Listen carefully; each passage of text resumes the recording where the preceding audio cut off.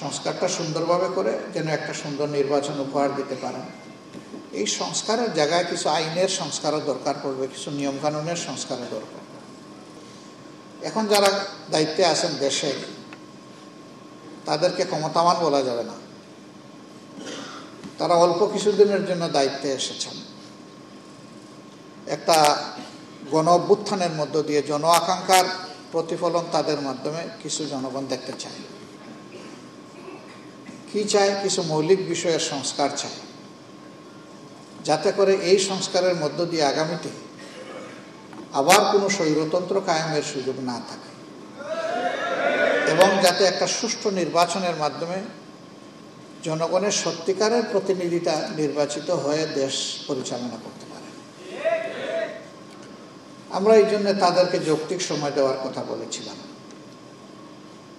আমরা এই ক্ষেত্রে এটা বলি নাই যে এই যৌক্তিক সময় 5 বছর হবে, এটাও বলি নাই যে 3 মাস হবে। আমরা বলেছি যে আপনারাও বিবেকবান, আপনারাও সুশিক্ষিত, আপনারা জন আকাঙ্ক্ষার দ্বারা তৈরি সরকার, সুতরাং আপনারা মানুষকে আশাবাদী করবেন, হতাশ করবেন না। তাদের কাছে এটাই আমরা চাই, সংস্কারটা সুন্দরভাবে করে যেন একটা সুন্দর নির্বাচন উপহার দিতে পারেন। এই সংস্কারের জায়গায় কিছু আইনের সংস্কারও দরকার পড়বে, কিছু নিয়মকানুনের সংস্কারও দরকার। সাধারণত আমাদের দেশের ইতিহাস বলে, আমরা অন্য দেশে যাচ্ছি না, যে আমরা যখন বিরোধী দলে থাকি তখন আমরা জনগণের পক্ষে অনেক কথা বলি এবং বলি যে এই আইনটা গণবিরোধী আইন।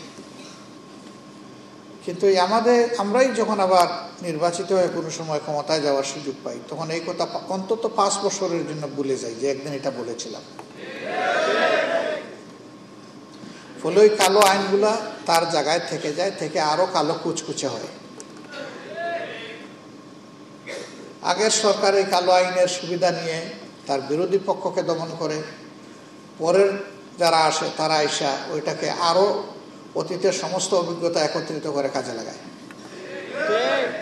আমি একদিন একটা ফার্মাসিউটিক্যাল ইন্ডাস্ট্রির সেন্ট্রাল অফিসে বসা, তো যার সাথে বসেছি তিনি একজন ডাক্তার, তিনি সরকারি চাকরি করতেন, এরপরে রিজাইন করে তিনি চলে এসেছেন। বললেন যে আমাকে নিয়ে দিছে অমুক জায়গায়, আল্লাহ যদি কোনোদিন সুযোগ দেয় ওদেরকে পাঠাবো তালপট্টিতে। বললাম বেশ, তো আপনাকে দেশের বাউন্ডারির ভিতরে রেখেছিল, আপনি একদম ঠেলা মেরে সমুদ্রের ভিতরে পাঠিয়ে দেবেন, তো ওরা তাইলে দোষ করছে কি? আপনি যদি এইটা করেন তাইলে এরা তো তাই করেছে। ভাই, এই যে মানে সবসময় নিজের দিকে টানার যে রাজনীতিটা, এই রাজনীতি কার্যত আমাদের দেশের অগ্রগতিকে কোমরে দড়ি বেঁধে পিছনের দিকে বেঁধে রেখেছে, সামনে যাওয়া যাচ্ছে না। আর যেটুকু বা ডেভেলপমেন্ট হচ্ছে সেখানে ব্যাপক ভিত্তিক দুর্নীতি হচ্ছে। কোনো একটা ছোট প্রকল্প তার স্টিপুলেটেড টাইমের ভিতরে শেষ হয় না। এটা হয় না যারা এই প্রকল্প অনুমোদন করে দিয়েছেন তাদের কারণেই হয় না, কারণ তাদের পেটের আংশিক ভরেছে, বাকিটা এখনো খালি আছে। টাইম বাড়লেই বাজেট বাড়ে, যৌক্তিক কোনো কারণ নাই যে কেন এটা দীর্ঘায়িত হলো।